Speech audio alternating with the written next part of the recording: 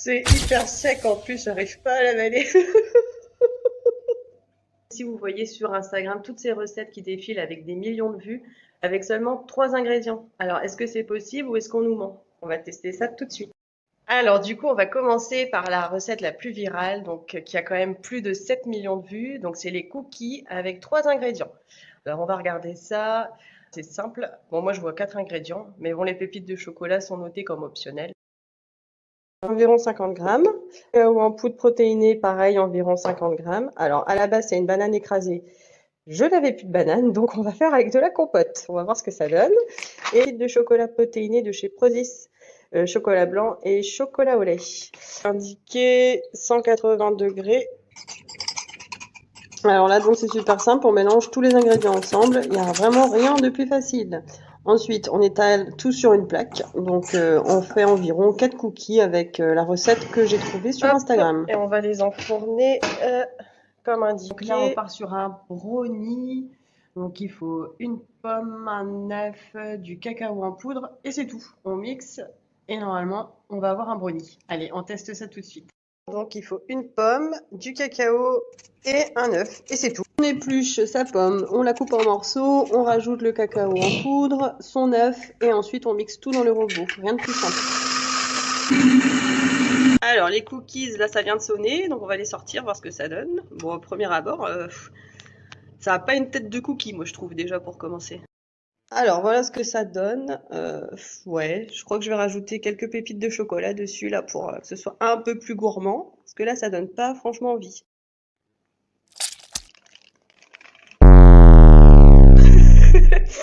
Donc mes pépites de chocolat ne tiennent absolument pas sur le cookie. Donc voilà, donc j'ai l'impression que c'est un peu trop cuit. Bon, on verra, on teste tout à l'heure quand ça aura refroidi. Alors le brownie, voilà ce que ça donne pour la pâte. C'est pas trop mal, 80 degrés. Il y a écrit 20 à 27 minutes, c'est très précis. On va mettre 20, parce que j'aime autant quand le chocolat n'est pas trop cuit pour ma part. Donc là, on va terminer avec du salé. Donc c'est un wrap à l'avocat. Donc à base d'avocat, moi j'adore ça. Le wrap et l'avocat, donc c'est parfait. Alors on regarde ça. Donc du coup, il faut un avocat, un œuf et une tasse de gruyère râpée. Donc ce que j'ai vu, ça fait environ 100 grammes. Donc c'est parti, on va tester. Une fois de plus, rien de plus simple. On écrase son avocat, on rajoute un œuf, on met le gruyère râpé, on mélange le tout et c'est prêt. Voilà ce que ça donne du coup, les wraps avant cuisson. Bon, ça se tient bien, franchement, c'était facile à étaler. Du coup, il reste 9 minutes pour le brownie, donc on va faire un petit peu de ménage en attendant, ranger un peu tout ça. On va tester ça tout de suite, le temps que le brownie finisse de cuire. Bon, allez, c'est parti pour le test ultime. Je sais pas, j'ai un doute. Cookie, pas cookie, on va voir. Pas cookie. Regardez comment c'est. On dirait un gâteau en fait, mais ça fait pas du tout un cookie. C'est hyper sec en plus, j'arrive pas à l'avaler. Non, définitivement, c'est pas un cookie. On dirait un pain sec au sésame. Bah, raté un peu. C'est pas bon du tout. Je vous conseille pas. Ne testez pas ça.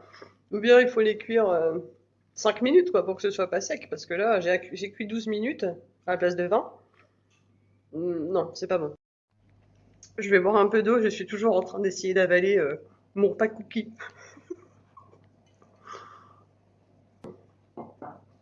Même avec ça, ça a du mal à passer.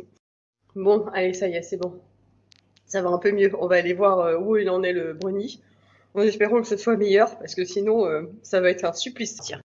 Donc voilà, je l'ai enlevé. Honnêtement, je pense que c'est bien. Fallait pas plus. Il tremblote encore un petit peu. On va le laisser refroidir tranquillement avant de le goûter.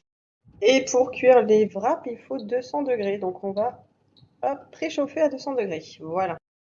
Le four a sonné, donc c'est chaud. On va enfourner ça tout de suite. Donc à 200 degrés pendant une dizaine de minutes pour commencer, puis on va voir.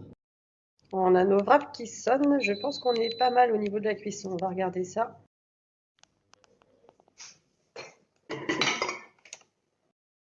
On va laisser tout ça refroidir. Moi, je vais faire un petit peu de ranchement et on goûtera tout ça après. Donc, je vais tester sans rien dedans, vraiment pour goûter que le wrap. Et je ferai après avec quelque chose dedans pour ce soir parce que là, on est en plein milieu de l'après-midi, j'ai pas vraiment faim. Donc, on va tester nature, voir ce que ça donne. Ah oui, ça c'est super bon. Voilà le brownie. Alors, il reste 4 minutes. Honnêtement, j'ai envie de l'enlever parce que j'ai vraiment pas envie que ce soit trop cuit. Allez, je vais le sortir. On va tester le brownie. Donc, il est tiède. Il a l'air bien, bien, bien fondant. Je vais essayer de me couper une part sans que ce soit complètement détruit. On va essayer.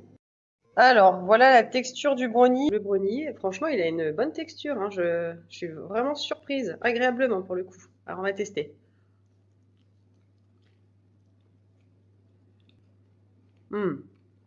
C'est super bon. Vraiment, la texture, elle est trop bonne. C'est assez sucré avec la pomme, c'est bien, c'est comme il faut. Franchement, super bon. Je recommande. Je vais finir ma cuillère. C'est très très bon.